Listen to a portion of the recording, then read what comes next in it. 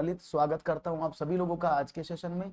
उम्मीद करता हूं कि सब लोग स्वस्थ हैं और आनंदित हैं। अगर आपने अभी तक हमारे चैनल को सब्सक्राइब नहीं किया है तो भाई जल्दी से चैनल को सब्सक्राइब कर लो, वीडियो को लाइक कर दो और कमेंट करना बिल्कुल ना भूलो कि आपको वीडियोस कैसे लगते हैं।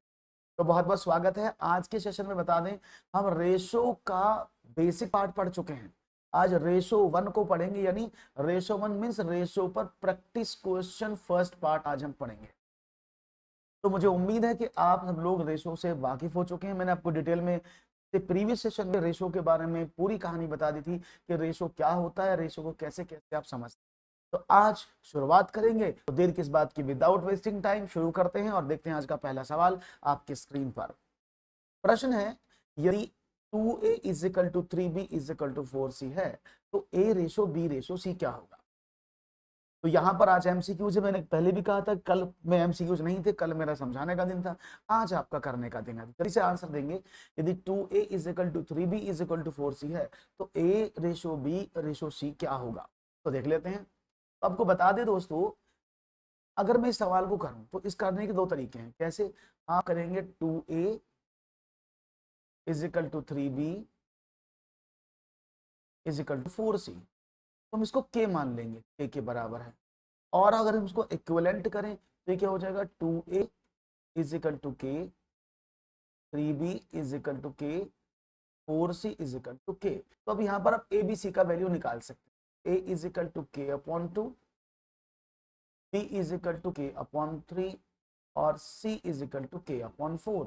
अब रेशो निकालना था तो a b c का रेशो क्या हो जाएगा, आपने कहा a ratio b ratio c is equal to k upon 2 ratio k upon 3 ratio k upon 4। और मैंने क्या बताया था कि जब भी आप किन्हीं रेशो को कंपाउंड रेशो बनाना चाहते हैं, कंबाइन करना चाहते हैं, तो आपको नीचे वाली संख्याओं का क्या लेना पड़ेगा, एलसीएम। नीचे बेस एक जैसा होना जरूरी है। तो 3 4 5 की अगर हम बात करते हैं तो आपने इसका एलसीएम लिया 12। तो क्या करें, 6 दूनी 12, 3 चौके 12 और 4 तिया 12, क्योंकि बराबर हो गया तो क्या करें, 6 रेशो 4 रेशो 3। तो यही इसका आंसर है।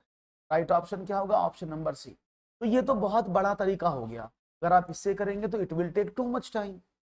इतना टाइम हमें नहीं करना, हमें तो शॉर्ट में करना है। तो शॉर्ट में कैसे करेंगे, अब देखो दोबारा से, अब मैं फिर से करता हूँ, शॉर्ट में कैसे करेंगे। आपने कहा 2a is equal to 3b is equal to 4c। तो आप देखो ये जो कॉफिशियंट लिखे ना, 2 3 4 लिखा है ना, इसका कॉफिशियंट a का 2 है, b के साथ 3 का मल्टीप्लाई है, c के साथ 4 का मल्टीप्लाई है। तो इनका 2 3 4 का एलसीएम निकालो। 2 3 4 से कटने वाली एक कॉमन संख्या जो छोटी से छोटी हो, तो हमने कहा 2 3 4 का एलसीएम 12 होता है। अगर मैं बोलूं 2 3 और 4 का, मैंने कहा 12, तो बस उस एलसीएम से हर एक संख्या को डिवाइड करो। ठीक है ना। तो 2 से काटेंगे 6 बार, 3 से काटेंगे 4 बार, 4 से काटेंगे 3 बार। तो क्या बना, a/6 बराबर b/4 बराबर c/। और मैंने आपको क्या बताया था प्रीवियस सेशन में, अगर कोई संख्याएं आपके सामने इक्वल टू में हैं तो उनके नीचे वाली जो वैल्यूज हैं वही उनका रेशो होता है। तो 6 रेशो 4 रेशो, क्लियर है। तो ये वाला तरीका बेस्ट है ना। जब तक आप के लिखेंगे तब तक तो आपको बहुत टाइम लगेगा। तो विदाउट के गुंजा कैसे हैं आप सिंपल ऐसे सवाल को सॉल्व कर सकते हैं। समझ में आ गया होगा सवाल, कोई प्रॉब्लम तो नहीं किसी को, नो प्रॉब्लम नो इशू। बहुत बढ़िया, तो चलो शुरू करते हैं आगे। एक और प्रश्न आपके समक्ष। हाँ, फर्स्ट क्वेश्चन है ये आपका, अभी क्वेश्चन नंबर 1 मैं पढ़ा रहा हूं, अभी क्वेश्चन नंबर 2 की तरफ करते हैं। चलिए, यदि a ratio b ratio c is equal to 2 3 4 है, 2:3:4 है, तो a upon b ratio b upon c ratio c upon a का मान क्या होगा। 8 9 16, 8 9 12, 8 9 24 या 4 9 16। तो देखो यहां पर भी क्या है, जब आप बेसिक चीज को समझ जाते हैं तो क्वेश्चन करने में कभी प्रॉब्लम नहीं आती। तो देखो इसका मतलब क्या है, a का वैल्यू कितना है 2, b का वैल्यू कितना है 3 और c का वैल्यू कितना है 4, 2 3 4। तो a upon B, B upon C और सी अपॉन ए का मान क्या है, देखते हैं। तो a का वैल्यू 2 है ना, लिख देता हूं मैं, a is equal to 2, b is equal to 3 और c इज इक्वल टू 4। मैंने क्या बताया था कि जब भी आप रेशो की बात करेंगे तो जिसका नाम पहले उसका वैल्यू पहले होता है। ठीक है ना। तो हम पुट कर दें, a का मतलब 2 बटा b का मतलब 3 अनुपात b का मतलब 3, सी का मतलब 4, रेशो सी का मतलब 4 और ए का मतलब 2। अब आपको तो पता है कि नीचे वाली वैल्यू तो हमेशा बराबर, नीचे वाली वैल्यू तो बराबर होनी चाहिए, क्योंकि डी आर इक्वल होगा तभी आप रेशो को कंबाइन कर पाएंगे। तो आपने कहा ओके, तो 3 दूनी 6, 4 तिया 12, 12 इसका एलसीएम आया। तो 3 चौके 12 और 4 दूनी 8, 4 तिया 12, 3 तिया 9 और 2 छिक्का 12, 6 चौक 24। तो क्या अनुपात बना? 8:9:24। समझ में आ गया? कोई प्रॉब्लम तो नहीं? सीधा सीधा वैल्यू पुट करना है। बहुत बढ़िया आरती, बहुत सीधा सीधा वैल्यू पुट करना है और आपको घबराना नहीं। रेशियो और प्रोपोर्शन के क्वेश्चंस में बहुत आसानी से आप क्वेश्चंस को कर लेंगे। वेरी गुड, आगे बढ़े। सवाल समझ में आ गया होगा। तो वन मोर क्वेश्चन दोस्तों आपकी स्क्रीन पर रखता हूं, उम्मीद करूंगा ये क्वेश्चन भी। नीचे वाला कैसे, देखो ये कैसे आया, देखो ये लिखा ए का वैल्यू कितना है 2 और बी का वैल्यू कितना, ये ए अपॉन बी लिखा है ना, ऐसे देखो ए अपॉन बी, तो ए का वैल्यू 2 था, बी का वैल्यू 3 था, 2/3 रेशो। ये लिखा था बी अपॉन सी, ये वाला दूसरा वैल्यू, तो बी का वैल्यू कितना 3 और सी का वैल्यू कितना 4, तो 3/4। आगे लिखा था सी अपॉन, तो सी का वैल्यू कितना है 4 और ए का वैल्यू 2। क्लियर है? समझ में आ गया? हाँ वो बताऊंगा, दोबारा से देख लो भाई। उसने सिर्फ ये बोला है, सवाल को समझो कि ए बी सी का वैल्यू ये है, तो ये बताना है A upon B ratio B upon C ratio C upon A. तो आपने ए अपॉन बी का वैल्यू ए का जगह 2 और बी का जगह 3 पुट कर दिया, बस बात समझ में आ गई। अब जब आप सवाल को हल करते तो नीचे वाला वैल्यू कॉमन होना चाहिए, वो सिंगल होना चाहिए, तभी तो आप रेशो में कन्वर्ट करते हैं। तो 3, 4 और 2 का एलसीएम हुआ 12, तो 3 चौके 12, 3 का भाग किया 4, 4 दूनी 8, 4 तिया 12, 3 तिया 9, 2 का डिवाइड किया 12 में, 2 छिक्का 12 और 6 चौक 24, आंसर आ गया। ठीक है, और बाकी आगे सवाल कराऊंगा तो मैं बहुत सारे आंसर आपको ऐसे मिलेंगे। एक और प्रश्न आपके सामने है, एक संख्या का 40% एक अन्य संख्या के 3/4 के समान है। पहली संख्या और दूसरी संख्या के बीच क्रमशः अनुपात है। 40% of a number is equal to 3/4 of another number. What is the ratio between the first number and the second number respectively? Simple सवाल है, वो करने की कोशिश करेंगे सब लोग। एक संख्या का 40% किसी अन्य संख्या के 3/4 के समान, इसका मीनिंग क्या है? एक संख्या मैंने मानी सपोज ए है, तो ए का 40% किसके बराबर है? एक संख्या बी है, उसके 3/4 के बराबर। ये तो हुआ एक संख्या का 40% दूसरी संख्या के 3/4 बराबर है। तो 40% का मतलब क्या होता है? a multiply by 40/100। इसको 20 से काट दें, 20 दूनी 40, 20 पर, तो ये क्या हो गया? ये हो गया 2a/5 is equal to 3b/4। ठीक है भैया। अब हमने क्या काम किया, हमने b को इधर भेज दिया, 2/5 को इधर भेज दिया। ध्यान से समझना, मैं इस b को तो इधर भेज रहा हूँ, इस 2/5 को मैं इधर ला रहा हूँ। तो a/b is equal to 3/4 multiply by 5/, ठीक है। तो मल्टीप्लाई कर दे, 3/15। तो a रेशो b कितना हुआ? That is 15:8, 15 ratio. समझ में आ गया? वेरी गुड, बहुत बढ़िया, बहुत ही खूबसूरती से आपको चीजें समझ में आ रही हैं। That's very nice. और इसी तरह से आपको सारी क्वेश्चन समझ में आ जाएं तो बात बन जाए और काम बन जाए। बहुत बढ़िया, तो आपने जवाब दिया है एकदम खूबसूरती के साथ। अच्छा लगा आपका जवाब, ऐसे ही आपके जवाब आते रहने चाहिए। एक और सवाल की चर्चा मैं आपके सामने करूंगा जिस पर मुझे आपके जवाब और भी आगे आगे चाहिए। वन मोर क्वेश्चन आपके लिए आपके स्क्रीन पर। चलिए शुरू करते हैं। एक स्कूल में विद्यार्थियों की कुल संख्या 1224 है। स्कूल में लड़कियों की संख्या 600 है। स्कूल में लड़कों की कुल संख्या का लड़कियों की कुल संख्या से क्रमशः अनुपात क्या होगा? The total number of students in a school is 1224. The number of girls in the school is 600. What is the respective ratio of the total number of boys in the school to the total number of girls? अब देखो समझो, school में total विद्यार्थी कितने, total student कितने हैं? आपने कहा 1224। अच्छा, स्कूल में लड़कियों की संख्या कितनी है, गर्ल्स कितनी है? आपने कहा 600। अब मुझे एक बात बताओ, टोटल बच्चे हैं 1224, जिनमें से 600 लड़कियां। अगर टोटल बच्चों में से मैं 600 लड़कियों को घटा दूं तो ये बॉयज तो बचे भाई, स्कूल में लड़की लड़की तो पढ़ते हैं, हटा दिया तो 624। तो उसने कहा कि स्कूल में लड़कों की संख्या 624। याद रखना, यहाँ पर सबसे ज्यादा गलती होती है जब आप इसका क्रम बदल देते हैं। तो उसने पहले क्या बोला है, लड़के, तो फर्स्ट ऑफ ऑल लड़के ही आएंगे, तो 624। और लड़कियों की कुल संख्या, लड़कों की कुल संख्या का लड़कियों की कुल संख्या से क्रमशः अनुपात, तो 624 अनुपात लड़कियों की संख्या 600। अगर मैं इसको डिवाइड कर दूं 24 से तो 25, तो क्या आंसर आया, तो boys ratio girls is equal to 26:20। Clear है भाई? तो राइट ऑप्शन है ऑप्शन नंबर ए, इस सवाल का जवाब है। तेजी से समझ गए आप, बहुत ही अच्छी बात है। तो सवालों में अभी बहुत सिंपल सवाल मैं ले रहा हूं, अभी टफ सवाल नहीं लिए, आगे आगे टफ सवाल भी आएंगे। तो सवालों को समझने की कोशिश करिएगा और तेजी से आंसर देने की कोशिश करिएगा, क्योंकि ऐसे सवाल आपको अधिकांश टेट और सुपर टेट में पूछे जाते हैं। ओके, तो चलिए आगे बढ़ते हैं, एक और सवाल की बात करते हैं और देखते हैं वन मोर क्वेश्चन आप लोगों के लिए क्या मिलता है इसका जवाब। लेट्स सी, देखते हैं आपके प्रश्न पर अगला क्या होगा।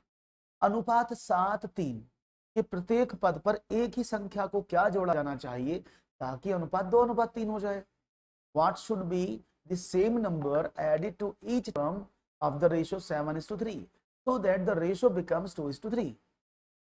देखते हैं, ये तो बचपन से पढ़ा है आपने कि अनुपात 7 और 3 के प्रत्येक पद में, तो अनुपात हुआ मैंने मानी संख्या 7 और 3 है, तो संख्या x ना, तो 7x/3x हो जाएगा। अब छोड़ो सबको, तो उसने क्या बोला है, अनुपात की बात करते हैं, तो हमने प्लस x ही जोड़ दिया इसमें, तो 7 में x जोड़ा, 3 में भी x जोड़ा, तो अनुपात कितना बन गया, 2/3। मल्टीप्लाई कर दी क्रॉस, तो 3 सत्ते 21 प्लस 3x बराबर 3 दूनी 6 प्लस का 2 है।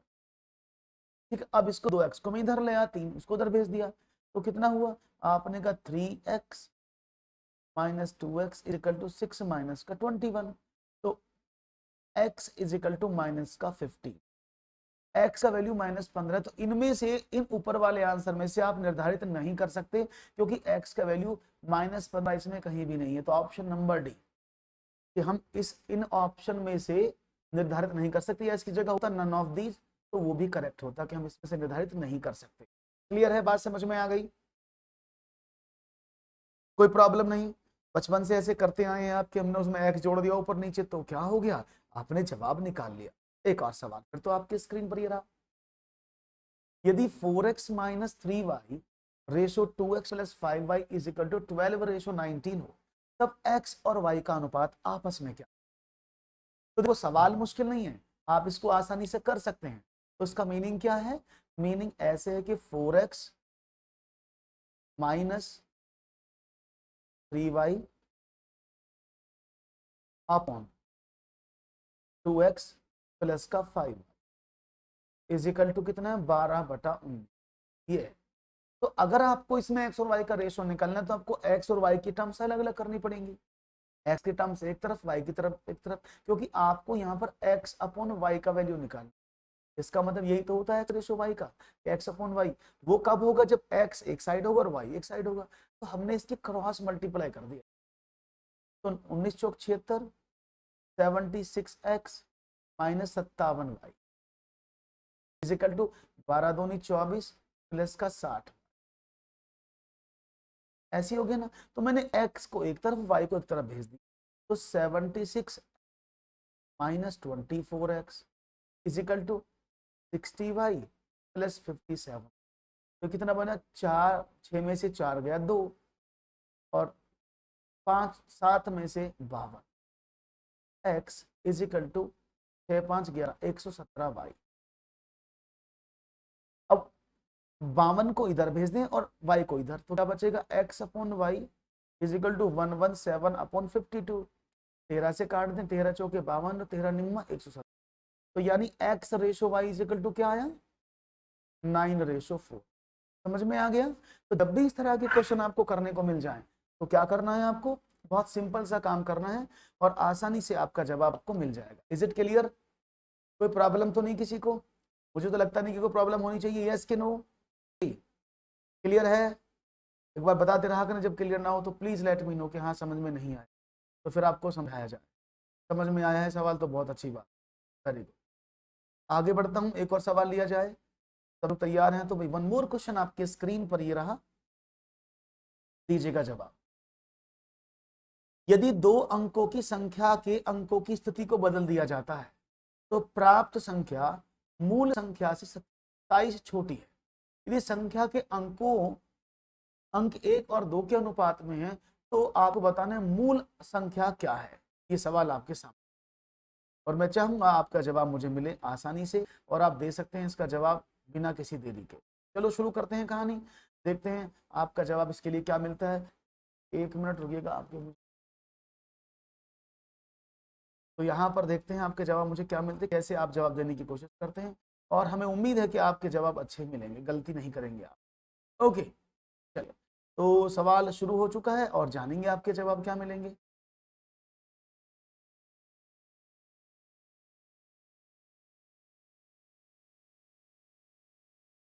सिंपल सवाल है।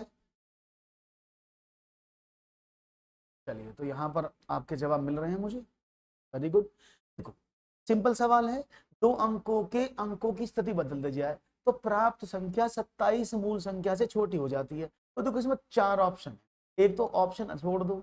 ऑप्शन क्या दिया है आपने कहा 36। अगर मैं 36 को बदल देता हूं तो ये 63 हो जाता है। तो मुझे बता 36 से 63, ये तो 27 ज्यादा हो गया ना, यानी जो प्राप्त संख्या है पहली वाली संख्या 27 ज्यादा हो गई। वो कह रहा है 27 कम है। तो 63 को देखें, इसको बदलें तो 36, तो ये क्या वो माइनस का 27। बस यही ऑप्शन से अंक 1:2 के अनुपात में। ठीक है, बहुत आसान सवाल था ये तो। चलिए एक और प्रोपोर्शन का सवाल है। यदि 0.8 रेशो x प्रोपोर्शन 5:8 है तो x किसके बराबर है? सिंपल सवाल है, चाहेंगे जवाब मिलेगा आपका। यदि 0.8 रेशो x प्रोपोर्शन 5:8 हो तो x का मान किसके बराबर है? मैंने आपको बहुत अच्छे से समझाया था प्रोपोर्शन प्रीवियस क्लास में, और क्या बताया था कि जब भी आप प्रोपोर्शन के सवाल करेंगे तो आसानी से आप सवालों को समझेंगे और जानेंगे भी। क्या बताया था कि अंदर अंदर की गुणा और बाहर बाहर की गुणा कर दो। 0.8 रेशो x प्रोपोर्शन 5:8, अंदर अंदर की गुणा और बाहर बाहर की गुणा। तो क्या हुआ 5x इज इक्वल टू 8×8 = 64। तो x बराबर क्या हो जाएगा 6.4/5। तो 5×1=5, 5×2=10 और 5×8 1.28। कोई प्रॉब्लम है सवाल में साहब? लगता नहीं वैसे मुझे कोई प्रॉब्लम होनी चाहिए जी। कोई प्रॉब्लम है किसी को? नो प्रॉब्लम ना? तो जल्दी से शुरू करो फिर कहानी और आगे वाले जवाब देने की कोशिश जारी रखें सभी। वेरी गुड, चलो तो बढ़ते हैं आगे और समझते हैं एक और सवाल। इजी था, आसान था, इजीली हो गया। कोई प्रॉब्लम नहीं है किसी को जी? नो प्रॉब्लम ना? वेरी गुड, बहुत बढ़िया। एक और बढ़ते हैं फिर, नो प्रॉब्लम। मैनेजर और मैनेजमेंट ट्रेनियों का अनुपात 3:2 है। एक नए मैनेजमेंट ट्रेनी भर्ती किए जाते हैं तो यह अनुपात 3:8 हो जाता है। समूह में कितने मैनेजर होंगे? The ratio of manager and management trainees is 3:5। If 21 new management trainee are recruited, then this ratio becomes 3:8. How many managers will be in the group? सवाल आपके समक्ष और मैं चाहूंगा जवाब आपका मिलेगा मुझे जबरदस्त तरीके से। उम्मीद है आपका जवाब मुझे जरूर मिलेगा और आप सवाल को समझेंगे। तो देखते हैं क्या मिलता है जवाब और क्या देते हैं आप आंसर तेजी के साथ। मैनेजमेंट और मैनेजर ट्रेनिंग, अब देखो सवाल समझो, इसमें दो चीज आपके सामने लिखी थी। कोई प्रॉब्लम नहीं, हम दोनों चीजों को यहाँ पर कर देते हैं आपके समक्ष और आपको बता देते हैं इसका मीनिंग क्या है। ओके, समझते हैं। अगर मैं आपसे बोलूं कि यहाँ पर जो मैनेजमेंट और मैनेजमेंट ट्रेनी का अनुपात है यह है 3:2, कोई प्रॉब्लम नहीं है। तो मैंने लिखा मैनेजर और रेशो एमटी, एमटी लिख देता हूँ, मैनेजमेंट ट्रेनी, इनका अनुपात 3:2 है। उसने कहा नए मैनेजमेंट ट्रेनी, अब ध्यान से समझना इस सवाल को, यही आप एक बार में इसको क्लियर कर लेंगे। आपने कहा मैनेजमेंट मैनेजर और मैनेजमेंट ट्रेनी, इनका अनुपात था 3:2, कोई प्रॉब्लम नहीं। जब इनका अनुपात आपके सामने लिखा है तो आपने क्या देखा, आपने कहा कि इसमें 21 नए मैनेजमेंट ट्रेनी यानी 21 मैनेजमेंट ट्रेनी और जोड़े गए, ये अनुपात है। इसमें जब 21 मैनेजमेंट ट्रेनी जोड़े गए तो ये अनुपात बदलकर 3:8 हो गया। बात समझ में आ रही है? तो प्रॉब्लम तो नहीं है। 3:2 का अनुपात था, जब आप 21 नए मैनेजमेंट ट्रेनी जोड़े गए तो ये अनुपात जो है बढ़, ये 3:5 है, सॉरी 3:5 है, ये इंग्लिश में देखिएगा एक बार, ये 5 है, में शायद थोड़ा सा मिसप्रिंट हो गया है, तो ये 5 है ना, 5 तो 5 हो गया। अब उसमें आपने 21 आदमी और जोड़े तो मैनेजर का अनुपात तो सेम रहा, लेकिन मैनेजमेंट ट्रेनियों का रेशो 5 से बढ़कर 8 हो गया। तो आपने क्या देखा, यानी इन दोनों का अंतर कितना है, 3। तो 3 अनुपात किसके बराबर हो गया, 21 के। तो 3 अनुपात 21 के बराबर है। तो 3 अनुपात का वैल्यू 21 के बराबर, तो मैनेजर कितने, मैनेजर का अनुपात भी तो 3 ही है। तो 3 अनुपात किसके बराबर, 21 लोगों के बराबर। तो यानी इसमें जो समूह में मैनेजर होंगे वो 21 होंगे। क्लियर है? बात समझ में आ गई? कितना आसान था, एक बार में क्लियर हो गया होगा। कोई प्रॉब्लम तो नहीं किसी को? जी, मुझे लगता नहीं कि कोई प्रॉब्लम होनी चाहिए। नो प्रॉब्लम, नो इशू, बहुत बढ़िया बढ़िया। कोई दिक्कत हो तो किसी को प्लीज मुझे बता दे, अदरवाइज प्रॉब्लम की कोई बात नहीं है। बहुत बढ़िया। 24 नहीं 21, क्योंकि मैनेजमेंट ट्रेनी जो थे वो 3 अनुपात में थे और वो 5 से बढ़कर 8 आया। इन दोनों का अंतर कितना हुआ, 3 अनुपात बढ़ गया। 21 आदमी जोड़ने से 3 अनुपात में अंतर आ गया। तो अपने 3 का अनुपात देखा तो 21 है, तो 3 अनुपात 21 के बराबर, तो 1 निकालने की जरूरत क्यों नहीं पड़ी, क्योंकि मैनेजर 3 अनुपात में थे, इसलिए राइट ऑप्शन 21 हो जाएगा। Very good. एक और सवाल, चलिए। ए, बी और सी की मासिक आय 2, 3 और 5 के अनुपात में है। यदि सी की मासिक आय ए की मासिक आय से 12,000 रुपए ज्यादा है, बी की वार्षिक आय बताओ। तो देखेंगे जवाब क्या मिलेगा आपका। सिंपल सवाल है, ए, बी और सी की मासिक आय 2:3:5 के अनुपात में। तो समझो ये हुआ ए, ये हुआ बी, ये हुआ सी। The monthly income of A, B and C is in the ratio 2:3:5. If C's monthly income is rupees 12,000 more than A's monthly income, then find the annual income of B. तो आपने कहा A की income 2 अनुपात में है, B की income 3 अनुपात में है, C की इनकम 5 अनुपात। ठीक है ना। उसने बोला यदि C की मासिक आय, अब देखो C ये है, सी की मासिक आय ए की मासिक आय से 12,000 रुपए ज्यादा है, तो सी के पास कितने अनुपात है, 5। तो सी का अनुपात 5, ए का अनुपात 2, इन दोनों का अंतर किसके बराबर है, 12,000 के बराबर। यही तो मतलब है, सी की मासिक आय ए की मासिक आय से 12,000 रुपया अधिक है, दोनों का डिफरेंस 12,000 हुआ। तो अगर मैं बोलूं तो 3 अनुपात किसके बराबर हुआ, आपने कहा 12,000 के बराबर। तो 3 अनुपात 12,000 के बराबर है। तो आपने देखा बी की वार्षिक आय बतानी थी, तो बी का अनुपात कितना है, आपने कहा सर बी का अनुपात तो 3 ही है। हालांकि आप चाहते तो यहाँ ए का अनुपात का वैल्यू निकाल सकते थे कि ए का अनुपात 12,000/3, तो ए का अनुपात का वैल्यू 4,000 रुपए है। तो बी के पास कितने अनुपात है, 3 अनुपात है ना, तो बी का वैल्यू कितना हो गया, 3 × 4 बराबर 12,000, है ना। लेकिन जब ये 3,000 ऑलरेडी 3 का अनुपात 12 था, तो मुझे इसकी करने की आवश्यकता नहीं थी, जब भी मुझे लास्ट में 3 निकालना था। तो यानी बी की तनख्वाह कितनी है, 12,000 रुपए पर मंथ। तो उसने बोला है कि बी की वार्षिक आय बताओ। जब बी की एक महीने की तनख्वाह 12,000 रुपए है, तो एक वर्ष यानी 12 महीने की कितनी हो जाएगी, 12 × 12,000। तो 12 में 12 की गुणा करेंगे 144, तो 1,44,000 रुपए। क्लियर है भाई, 1,44,000 रुपए यहां पर बी की तनख्वाह हो जाएगी। क्लियर है? कोई प्रॉब्लम तो नहीं किसी को? मुझे तो लगता नहीं कि कोई प्रॉब्लम होनी चाहिए। इजी समझ में आ रहा है? तो आपको रेशो के सवाल सिर्फ वही करना है, रेशो सबसे खूबसूरत चैप्टर है। रेशो में जो प्रश्न में बोला है ना, बस रेशो के साथ वही परफॉर्म कर दो, आपके आंसर आपको मिल जाएंगे।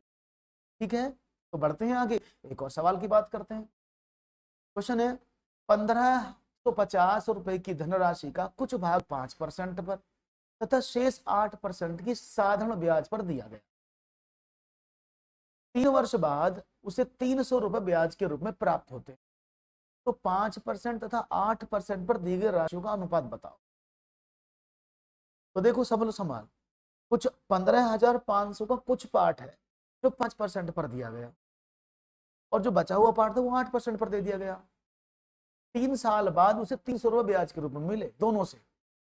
तो आपको बताना 5 और 8% पर दी गई राशियों का अनुपात क्या था। देखो समझो, पहले मैं इसको बेसिक से बताता हूँ। मैंने कहा अमाउंट ऑफ 1550 रुपए का 5% पर दिया गया, तो मैंने ये माना कि जो 5% पर राशि दी गई वो x रुपए थी। ध्यान से समझना, 5% पर दी गई राशि क्या, x रुपए। तो भाई 8% पर दी गई कितनी हो जाएगी, आपने कहा टोटल 1550 रुपए थे, इसमें से x कम कर दो। समझ में बात आ रही। अगर मैं मानूं कि 5% पर मैंने x रुपए दिए तो 8% पर कितने हुए, 1550 में से मैंने x वाले जो 5% पर दिए वो हटा दिए। तो अब दोनों अमाउंट पता लगे। उसने बोला दोनों से जो ब्याज मिलता है, और ब्याज का फॉर्मूला होता है PRT अपॉन 100, है ना। तो जो दोनों से मिले, तो यानी पहले वाले पार्ट से जो उनका पैसा मिला, तो दूसरे वाले से मिला, उन दोनों का टोटल करके देखा जाए तो 300 रुपए ब्याज के रूप में मिले। तो पहला वाला अमाउंट P कितना था, x।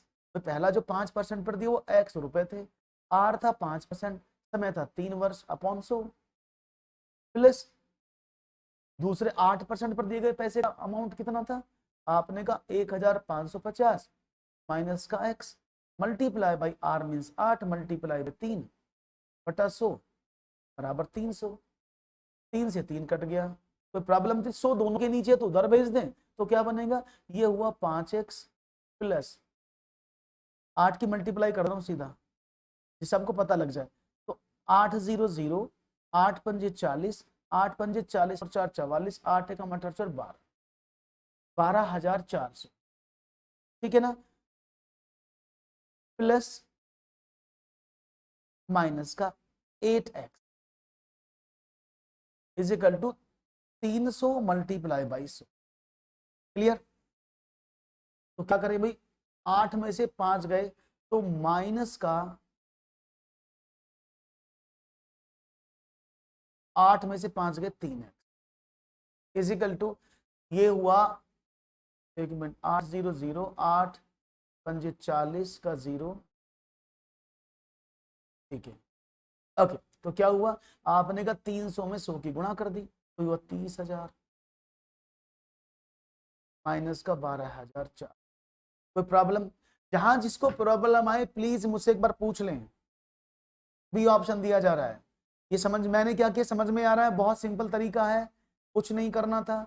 आपने कहा सिंपल तरीका है, बहुत आसानी से आप इसको समझ सकते हैं अगर आप करेंगे तो, ठीक है ना। लेकिन ये 3 जो है, एक मिनट रुकिएगा, 3 को मैंने गलत काट दिया, एक मिनट रुकिएगा दोस्तों, मैं इसको थोड़ा सा इस लाइन को दोबारा से बताता हूँ क्योंकि शायद यहाँ पर थोड़ी सी आप नहीं समझ पा रहे हैं बात को।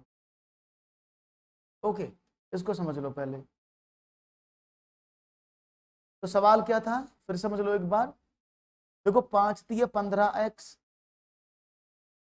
प्लस 8 तिया 24, तो अगर मैं 24 की गुणा कर दूं 1550 में, तो अभी मैंने आपके सामने किया था कि जब मैंने मल्टीप्लाई किया था तो वो आया था 12,240 में 3 की गुणा और कर दो, 1550 मल्टीप्लाई बाई, तो ये कितना हो जाएगा, आपने कहा 37,200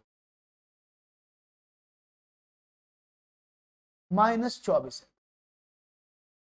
इजिकल टू, इसको उधर भेजे तो क्या हुआ 30,000। अब देखो 24 में से 15 के तो 7, 9 माइनस का 9x इजिकल टू 30,000 माइनस का 37,200, तो माइनस का 9x इजिकल टू व्हाट, आपने कहा 7,200, x बराबर माइनस माइनस प्लस 7 2 बटा 9 72 8, तो x बराबर 800 है। तो यानी जो 5% पर अमाउंट दिया गया था वो 800 रुपए था। तो भाई ये वाला अमाउंट कितना बन गया, आपने कहा 1550 माइनस का 800, 750। तो जो अमाउंट दिया गया 5% पर वो था 800 रुपए, जो अमाउंट दिया गया 8% पर वो 750 रुपए। अब दोनों का अनुपात कितना बनेगा?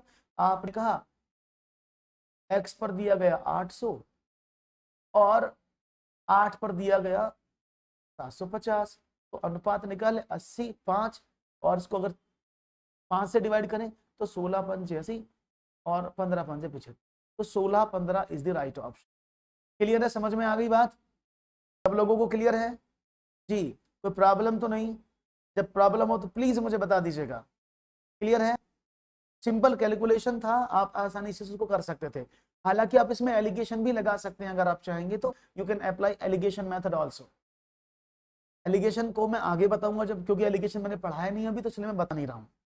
ओके, आगे बढ़ते हैं। आगे मैं एलिगेशन भी पढ़ाऊंगा इसके नेक्स्ट चैप्टर में, जब परसेंटेज आएगा, मिक्सचर्स की प्रॉब्लम आएंगे तब उसमें एलिगेशन बताया जाएगा।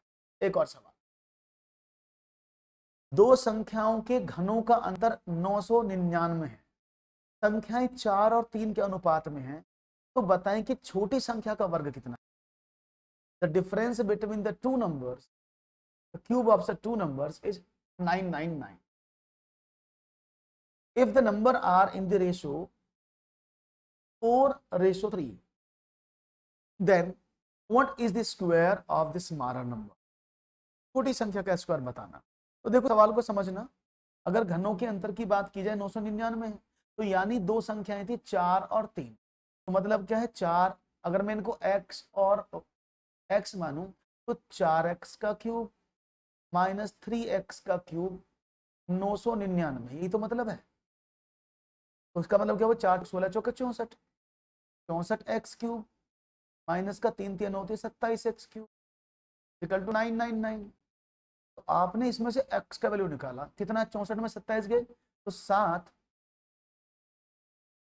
14 में 7 गए 7 और 5 27, 27x cube is equal to 999। तो x cube is equal to what, आपने कहा 999 अपॉन 27। ठीक है, तो कोई प्रॉब्लम यहां तक? जब प्रॉब्लम आए तो बिल्कुल बता दिया जाए कि भाई प्रॉब्लम आ गई है, वैसे प्रॉब्लम होनी नहीं चाहिए मेरे हिसाब से। तो कितना आया, दैट्स बिकम 37।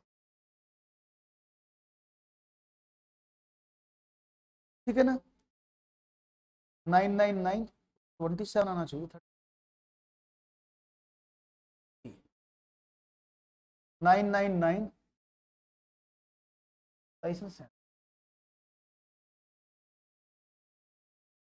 37, एक मिनट रुकता, 37 से डिवाइड करना है भाई, 999 डिवाइड बाई 30। क्लियर है? 27 आया ना? हाँ अब ठीक है। 27, नमस्कार, कैसी है भावना? तो क्या हुआ, जब इसमें से आपने इसको घटाया तो 37x क्यूब बराबर 999, एक्स क्यूब बराबर, जब इसको 999 को 37 से भाग के तो 27, तो x बराबर कितना हुआ 27 का क्यूब रूट, यानी x इज इक्वल टू 3। तो x का वैल्यू 3 आया। तो उसने बोला ये वाली संख्या छोटी है ना 3x, उसने बोला छोटी संख्या का वर्ग कितना है, तो छोटी संख्या कितनी हो जाएगी 3x थी, तो 3 मल्टीप्लाई बाय 3, तो ये हो गई 3 3 9, तो इसका स्क्वायर कितना है, that is 81। Right option B.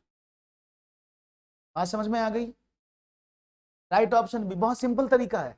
आपने कहा 4x cube minus 3x cube, क्योंकि आपने माना कि संख्याएं क्यूब में दी हुई हैं। जो रेशो में बोला जाए बस आप वो सवाल करें, आपका सवाल आसानी से हो जाएगा। बस मैंने इन संख्याओं का क्यूब किया, घटा दिया, जो उसने बोला अंतर इतना था, और 64x cube minus 27x cube बराबर 999, इन दोनों घटाया तो 37x क्यूब बराबर 999, और x क्यूब निकाला तो उसको डिवाइड किया 37 से तो 27 आया, x का क्यूब रूट निकाला तो 3। दोनों संख्याएं क्या हो जाएंगी, ये हो जाएगी 12, ये हो गई 9।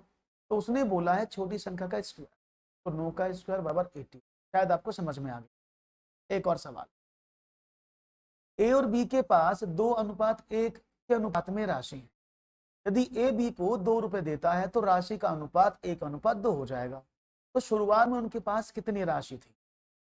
बहुत सिंपल सवाल है। जब ऐसे सवाल आपको मिल जाएं तो आप ऑप्शन का प्रयोग भी कर सकते हैं। No doubt you can use option method and you can find out the answer. A और बी के पास 2:1 है, अब देखो ए और बी के 2 अनुपात 1 में राशि है। अब देखो अगर मैं 2 की बात करूं तो ये देखो ऑप्शन देखिए 12 और 6, 6 कम 6 दूनी 12, 8 दूनी 16, 4 दूनी 8 और 3 दूनी 6, सारे सही हैं। लेकिन जब ए बी को 2 रुपए देता है तो यानी अगर ये ए पहला ऑप्शन लिया जाए तो 12 6 था, अगर ये इसको 2 रुपए दे देगा तो इसके पास 10 बचे, इसके पास 8 हो गए। तो क्या अनुपात बराबर हो गए? एक एक मतलब दोनों संख्या बराबर हो जाती हैं, नहीं होगी ना बराबर। आपने कहा 16 8 भी ऐसा ही है, 16 और 8 इसको 2 देंगे तो ये हो जाएगा 14, ये हो जाएगा 10, अब भी बराबर नहीं हुआ, दूसरा ऑप्शन भी गलत है। 8 और 4, 8 और 4 में से अगर इसमें 2 उधर दे देंगे तो ये 6 बचा, इधर 2 जुड़ गया तो 6। तो आंसर क्या होना चाहिए? 8:4। तो जब ऐसे सवाल आपको मिल जाए तो सिंपली आप कुछ नहीं करेंगे, ऑप्शन उठाओ आंसर कर डालो। नहीं तो आप क्या करेंगे, इसको बेसिक से करेंगे तो ये मुश्किल पड़ेगा। कैसे होता है बेसिक से? मैंने माना कि भाई इसके पास 2x और x अनुपात में राशियां हैं, ए और बी के पास, तो 2x और ये x के अनुपात में राशि। यदि ए बी को यानी ए जो है बी को 2 रुपए देता है तो इसके 2 रुपए कम हो जाएंगे, इसमें 2 रुपए जुड़ जाएंगे, ऐसे तो होगा। तो अगर ए बी को 2 रुपए देता है तो 1:1 हो जाना चाहिए, बराबर हो जाता है। तो अब कैसे करें? x को इधर ले उधर भेज दिया तो कितना हुआ? तो 2x माइनस का x बराबर 2 + 2, x बराबर 4। तो x का वैल्यू 4 है, x का वैल्यू 4 है तो दूसरी वाली संख्या क्या 2x है, भाई ये 4 होगी, दूसरी वाली संख्या 8 हो जाएगी। 2x था ना अनुपात, तो ये संख्या 8 और 4 आप ऐसे भी निकाल सकते हैं। तो आप ऑप्शन से भी कर सकते हैं क्योंकि ऑप्शन मेथड थोड़ा सा फास्ट हो जाता है एग्जामिनेशन में, और बेसिक से भी कर सकते हैं, इसमें भी ज्यादा टाइम नहीं लगेगा। बस आपको क्वेश्चन की भाषा को समझना पड़ेगा। अगर आप प्रश्न की भाषा को समझ आएंगे तो आपके जवाब आसानी से आपके पास आ जाएंगे, आपको कुछ करना ही नहीं पड़ेगा। एक और सवाल लेते हैं फिर। ओके, वन मोर क्वेश्चन आपके स्क्रीन पर ये, यदि u + v बराबर 80 है और u रेशो v = 5:3 है तो u - v का मान बता दो कितना है। तो देखेंगे जवाब क्या मिलेगा। u और v को जोड़ें तो 80 है, u और v 5 और 3 के अनुपात में है। तो अगर मैं आपसे चाहूं तो u - v बता दो मुझे कितना है। सिंपल सवाल है, एकदम हलवा सवाल, इसको देखने में डरना नहीं है आपको, बहुत आसानी से इसके आंसर में जाएंगे अगर आप कोशिश करेंगे तो घबराने का नहीं, डरने का नहीं, सवाल को करने का और अच्छे से करने का। चलिए तो शुरू हो जाइए जिससे कि मुझे जवाब मिल जाए।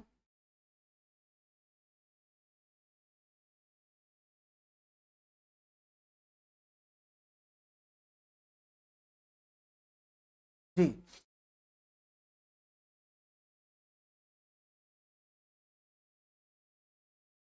तो यहां पर आपको मिला है जवाब नहीं। देखो सिंपल, देखो मैंने क्या कहा, उसने जो बोला बस आपको वो करना है। उसने बोला u रेशो v 5:3 है, तो मतलब क्या u का वैल्यू 5 और v का वैल्यू 3 है, इसमें रख दूं।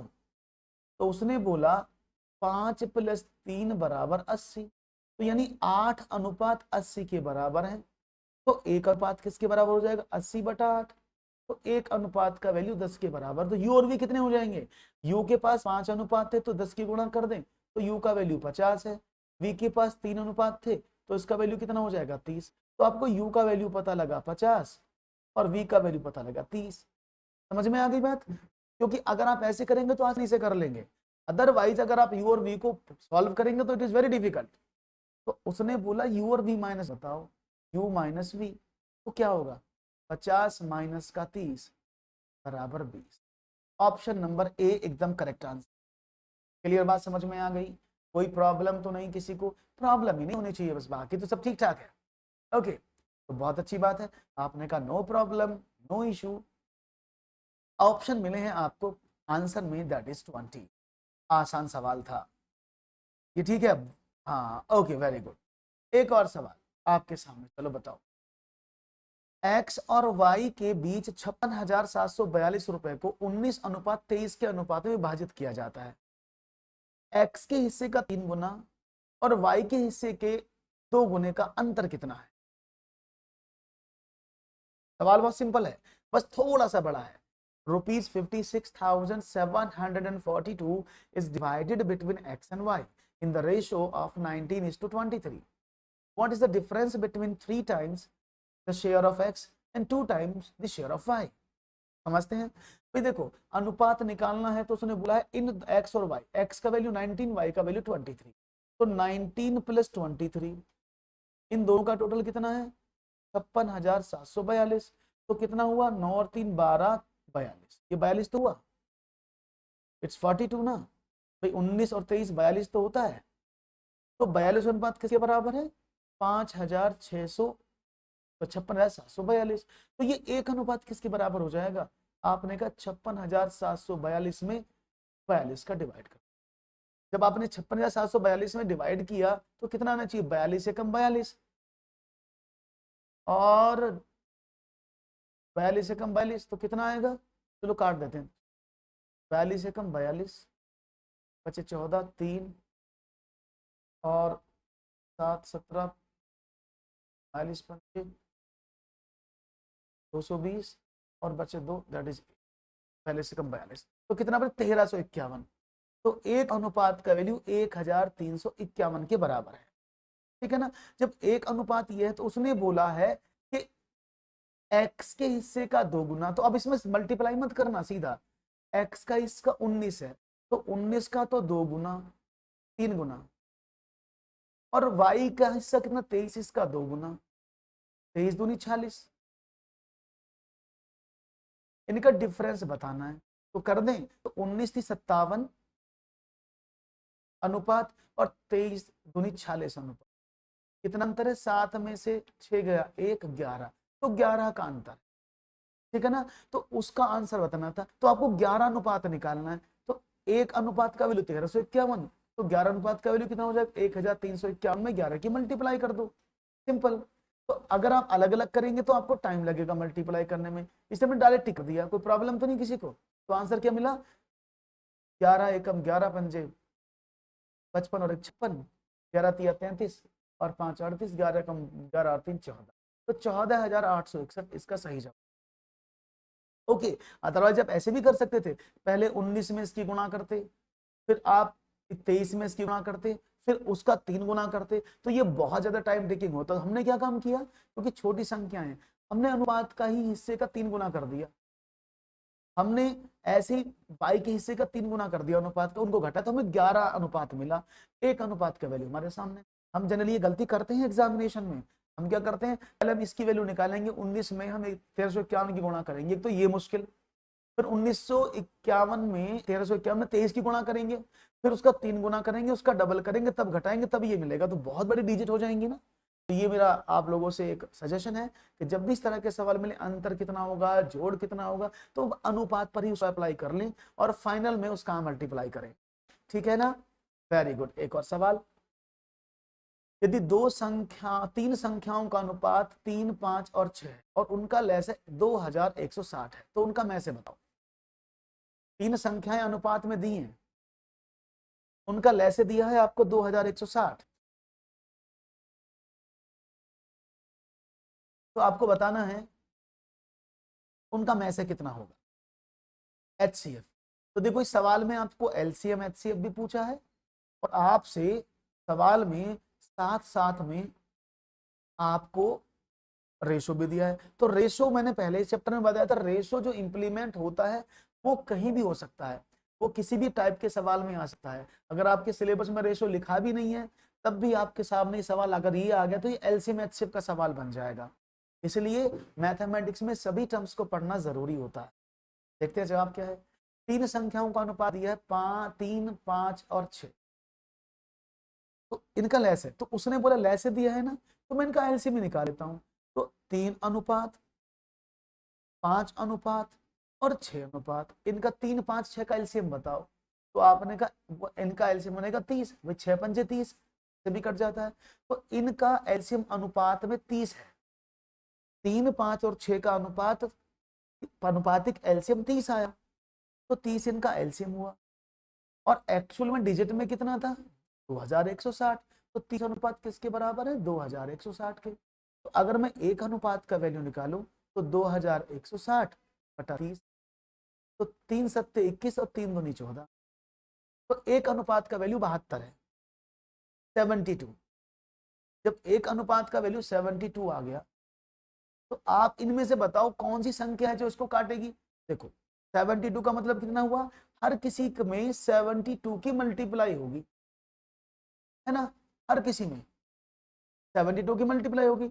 अब 72 किससे, अब सब में मल्टीप्लाई करने मत लग जाना, 18 से भी कट जाता है 72। एक 18 से बड़ी डिजिट 24 है, एचसीएफ होता है बड़ी से बड़ी संख्या। हालांकि ये सभी संख्या 18 से भी डिवाइड होंगी क्योंकि 18 चौक 72 होता है। समझ रहे हो ना बात को, नहीं तो आपको क्या करना पड़ेगा, 3 गुणा 72, 5 गुणा 72 और 6 गुणा 72। तो ये आप पहले इसमें गुणा करोगे तब इसका एचसीएफ निकालोगे, बहुत लंबा कष्ट होगा। क्योंकि 72 को ही देख लो, क्योंकि 72 सबका एचसीएफ है लेकिन ऑप्शन में 72 नहीं है। तो क्या करेंगे, अब 72 किससे कटता है, 18 से कट जाता है, 24 से कट जाता है। तो एचसीएफ जो होता है वो बड़ी से बड़ी संख्या होती है। हालांकि 18 चौक 72 है, 18 भी इसका एचसीएफ हो सकता था, लेकिन 18 से बड़ा 24 है। तो 24 इज द राइट आंसर, क्योंकि 24 से अगर करेंगे तो you will get the answer. ठीक है ना, राइट ऑप्शन क्या है, 24। क्लियर हो गया, क्योंकि एचसीएफ जो होता है वो सभी का कॉमन होता है, जो कॉमन डिजिट है। क्योंकि जब आपने एक अनुपात का वैल्यू 72 निकाला तो सब में 72 का मल्टीप्लाई होगा। एक्चुअल में इसका एचसीएफ 72 होना चाहिए, लेकिन अकॉर्डिंग टू ऑप्शन 72 नहीं है, इसलिए हम इसको ई ऑप्शन लगाएंगे, दैट इज 20। क्लियर है भाई, बात समझ में आ गई होगी, कोई प्रॉब्लम नहीं होनी चाहिए। एक और सवाल लेते हैं। एक व्यक्ति 380 रुपए में कुछ चावल व गेहूं खरीदता है। चावल व गेहूं के वजन का अनुपात 4:3 है और उनकी कीमत का अनुपात 5:6 है। तो चावल को कितने में खरीदा? प्रश्न आपके सामने है। A person buys some rice and wheat for 380 rupees. The ratio of weight of the rice and the wheat is 4:3 and the ratio of their cost is 5:6. तो चावल कितने में खरीदा गया, सवाल आपके सामने है। तो उनकी मात्रा भी आपको दी है, वजन का अनुपात दिया है इतना, और रुपए का अनुपात भी दिया है 5:6। तो अगर मैं आपसे बात करूं तो चलो पहले आप देख लो कैसे कर सकते हैं सवाल। हाँ वही तो मैं बोल रहा हूं, 18 भी हो सकता था उस सवाल का जवाब। 18 क्यों नहीं है, क्योंकि अगर मैं आपसे बोलूं ये 12 है तो 12 को काटने वाली संख्या 3 भी है, 4 भी और 6 भी है। तो इनमें से एचसीएफ कौन सी होगी, 3 भी काटेगी, 4 भी काटेगी, 6 भी काटेगी। लेकिन सबसे बड़ी संख्या क्या है, 6। तो एचसीएफ होती बड़ी से बड़ी संख्या, तो 6 इसका एचसीएफ माना जाएगा। ऐसे ही यहाँ पर 18 भी काटता है, 24 भी काटता है। 18 और 24 में बड़ा नंबर कौन सा, 24, इसलिए 24 को आंसर माना। तो देखते हैं, अब देखो उसने बोला 380 रुपए में कुछ चावल और गेहूं खरीदे, तो मोटी सी बात थी, तो उसने उनकी कीमत का अनुपात था 5:6। तो यानी 5:6। अब समझना इसको, और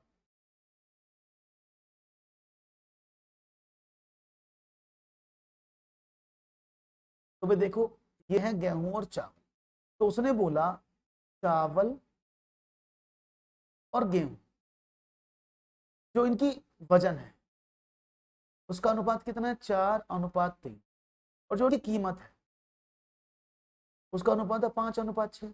इसको बोलते हैं कंपाउंड रेशो। ये कंपाउंड से क्यों निकलेगा, आपने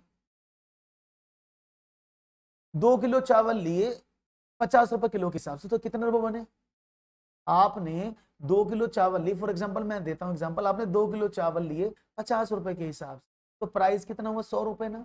आपने प्राइस में वजन का मल्टीप्लाई कर दिया, तो यहां पर भी तो वही है। प्राइस की बात करें कितने, 4, कीमत कितनी है 5, दोनों के मल्टीप्लाई करूं तो चावल की कॉस्ट कितनी बनी, 4×5 = 20, 18, है ना। तो यानी ये टोटल आपका जो चावल की अलग अलग कीमत आ गई कि 20 अनुपात में चावल और की कीमत है और 18 अनुपात में गेहूं की। इन दोनों को जोड़ें तो 38 अनुपात हुआ। टोटल प्राइस कितना था, आपने का 380।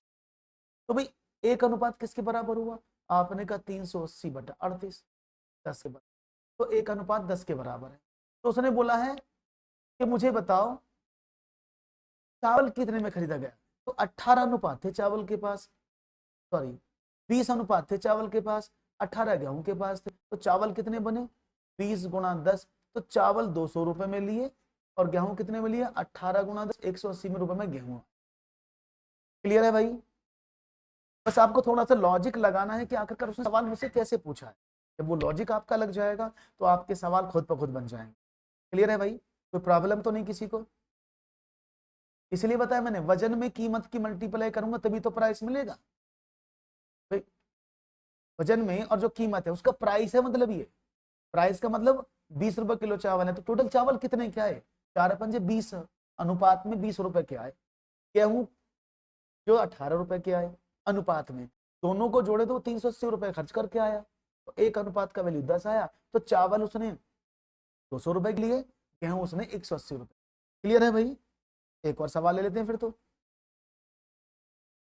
यदि ए की आय बी की आय से 10% अधिक है तथा बी की आय सी की आय से 20% कम हो, तो क्रमशः ए बी और सी की आय का अनुपात ज्ञात कीजिए। If the income of A is 10% more than the income of B and the income of B is 20% less than of income C, then find the ratio of the income। देखो percentage की बात है, तो जब भी percentage की हम बात करते तो हम 100% मान लेते जिसको भी हमें मानना है। हमने कहा 3 लोग थे, ए था, बी था और सी था। देखो ए की आय किस पर डिपेंड है? बी पर डिपेंड है। और बी की आय किस पर डिपेंड है? सी पर डिपेंड है। तो मैंने सी की आय को 100% मान लिया, जिस पर पूरी डिपेंडेंसी हम उसको मान लिया। हमने बोला सी 100% होगी। उसने बोला जब सी 100% है तो बी की आय तो सी से 20% कम है, तो बी की आय कितनी हो जाएगी? 80%। और ए की आय कितनी है? ए की आय बी से 10% ज्यादा है, तो कितना हो गया? 80 + 80 का 10%, नहीं 8 होता है ना। तो ए का वैल्यू कितना हुआ? 88%। बी का वैल्यू कितना हुआ? 80%। सी का वैल्यू कितना हुआ? 100%। अब इसको 4 से डिवाइड कर दूं तो 22, 20 और 25, तो यही आंसर। तो उनकी जो आय का अनुपात है वो 22:20:25 है। क्लियर है? समझ में आ गया? तो ऐसे सवालों को घबराने की जरूरत नहीं है। क्या करना है इन पर? आपको सबसे पहले ये फोकस करना है कि वो किसके बारे में बात कर रहा है। ठीक है? वो बात किसके बारे में कर रहा है, वो जिसके बारे में बात कर रहा हो बस उसी पर चिपका दो, आपका आंसर आ जाएगा। ठीक है? उसने बस क्या करना है, ये याद रखना है कि टोटल वैल्यू ए की बी पर, बी की सी पर डिपेंड थी, तो मैंने सी को 100 माना। अगर मैं गलती से बी को 100 मान लूंगा तो मेरा सवाल गलत हो जाएगा। इसको समझना, इस सवाल में बस यहां पर प्रॉब्लम होती है, हम इसको 100 का सीधा 20% कम कर देते हैं, 10% बढ़ा देते हैं, इसको 110 लिख देते हैं, जबकि वो गलत है, वो 110 ही है। फिर समझ लो इस सवाल में सबसे बड़ी बात यही है, बस ए बी और सी। तो सी को अगर 100% माना तो बी की आय सी से 20% कम है, तो 20% कम कर दिया, 100% में तो 80 हो गया। ए की आय जो है वो बी की आय से 10% ज्यादा है, तो 10% ज्यादा का मतलब कितना है? बी का 80 है, 80 का 10% कितना होता है? 8। भाई 80 का 8% 8 ही तो होता है। हाँ जी, अगर मैं 80 का 10% निकालूं तो 8 ही तो होगा। तो यानी इसकी आय बी की आय से 8 रुपए ज्यादा है, तो 80 + 8, 8 ज्यादा थी ना, तो क्या हुआ? 88 हो गया ना ये। समझो, ए की आय बी की आय से 10% ज्यादा है, तो 80 से 10% ज्यादा 88 हो गया। बी की आय सी की आय से 20% कम थी, सी की 100%, इसकी हो गई। बस हो गया सवाल, इनका अनुपात निकालना था बस आपको। अब तो हो जाएगा। तो इसको 2 से काटे तो 22, तो 2 से काटे तो 20, तो 2 से काटे 25, तो 22, 20, 25 इसका सही जवाब। तो प्रॉब्लम तो नहीं किसी को? प्रॉब्लम नहीं होनी चाहिए। तो ये सेशन अभी आपका कंटिन्यू रहेगा, ये अभी खूबसूरत सेशन आपका कंटिन्यू रहेगा, अभी खत्म नहीं हुआ ये रेशो। तो अभी नेक्स्ट सेशन में मैं और बेहतरीन सवालों के साथ आपके साथ जुड़ूंगा। अगर आज का सेशन आपको पसंद आया हो तो मुझे जरूर बताएं और कमेंट करके जरूर बताएं कैसा लगा। सेम टाइम पर कल फिर से नई क्लास होगी। अभी आगे वाले सवाल और भारी सवाल मैं आपको लेकर आऊंगा। तो अगर आपको अच्छा लगा हो तो चैनल को सब्सक्राइब कर दें, बेल आइकन प्रेस कर लें, वीडियो को शेयर कर दें और ज्यादा से ज्यादा लोगों तक फैला दें। बस यही हमारी आपसे इल्तिजा और दुआ है। बहुत बहुत धन्यवाद आपका जुड़ने का। Thank you very much.